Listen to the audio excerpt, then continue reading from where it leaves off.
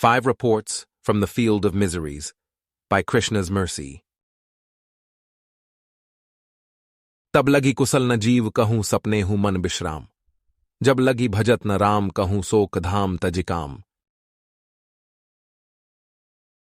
Quote, for as long as there is not devotion to Shri Rama and the release of material desires, which are like an abode of grief, the living being should not expect to find welfare and peace of mind, even in a dream.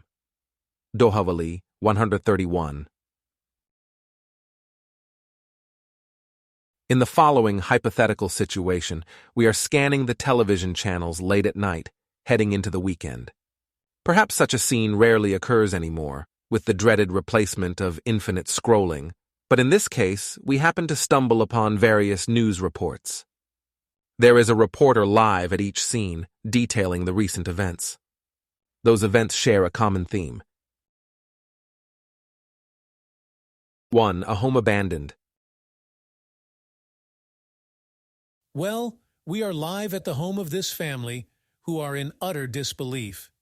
I can tell you the sadness is shared across the entire community.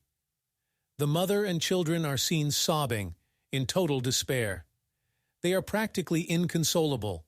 They are not sure what to do next. You see, a few weeks ago the father left. Abruptly, at that. No prior warning. No obvious signs of trouble. And now, no one knows where he is. We spoke to neighbors, and they said there were no indications of conflict. They spoke of the father in glowing terms, saying that he always had a smile on his face. For the moment, the family is not ready to move on. They hold on to the faint hope that the father will one day return, that perhaps this was all a big misunderstanding. Back to you at the news desk. 2. A home of apathy. Well, we are live here on site. As you can see behind me, this is the home in question. Authorities arrived in the early morning hours as neighbors reported smoke emanating from one of the rooms. It seems that frozen pizza had been left too long in the microwave. No other damage was done. There is a cause of greater concern, however. We spoke to the residents in the home, and none of them work. They feel there is no pressing need to wake up early in the day. There is clutter woven about in this grand tapestry of needless possessions. Some of the rooms cannot be traversed. The floor is not visible. Many of the doors do not open fully, as there are clothes blocking the pathway. We tried to get answers for how things were paid for, but there was nothing obviously suspicious in the responses. It seems that this is just how the family lives, and no one is in any rush to change things. Now back to you.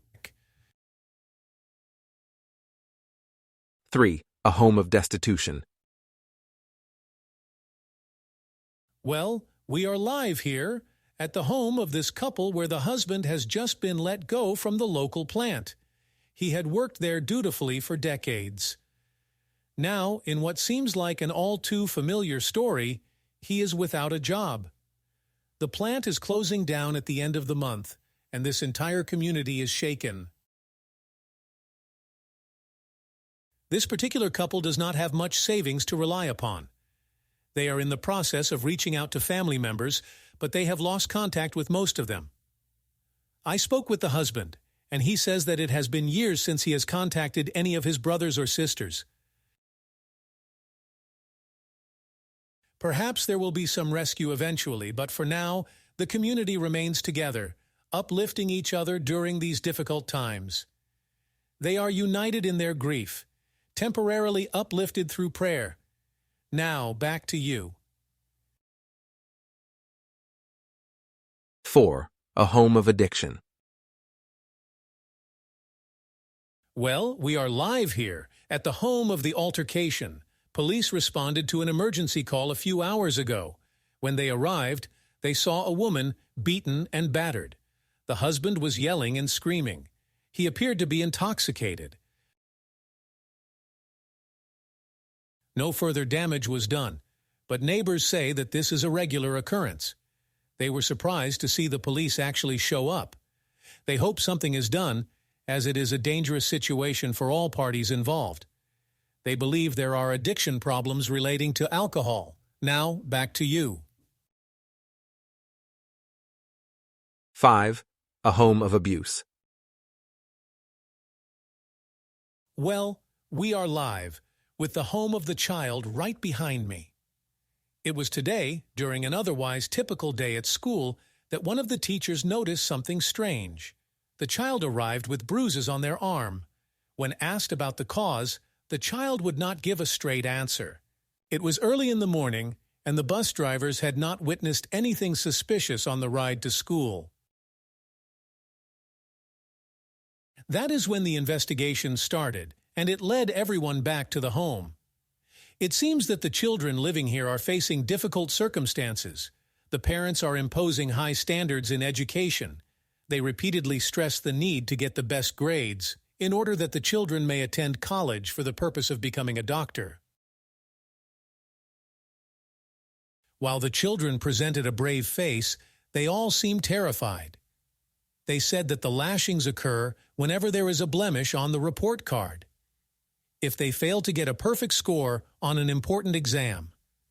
If they should ever show fondness for a different occupation. It is a disturbing situation for sure, and the investigation continues. It might be that the children will have to live with extended family for the time being until everything gets sorted out. Now back to you. In truth, these stories are but a small sampling of the perpetual misery associated with life in the material world.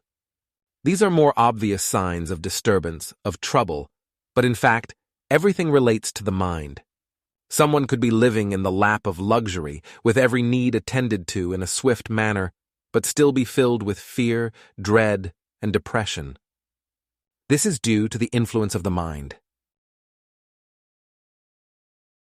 Uddared atmanatmanam, natmanam avasadayet, atmaiva hye atmano bandhur, atmaiva ripur atmanah. Quote, a man must elevate himself by his own mind, not degrade himself. The mind is the friend of the conditioned soul and his enemy as well. Lord Krishna, Bhagavad-gita, 6.5. Goswami Tulsidas points the finger of blame at material desire.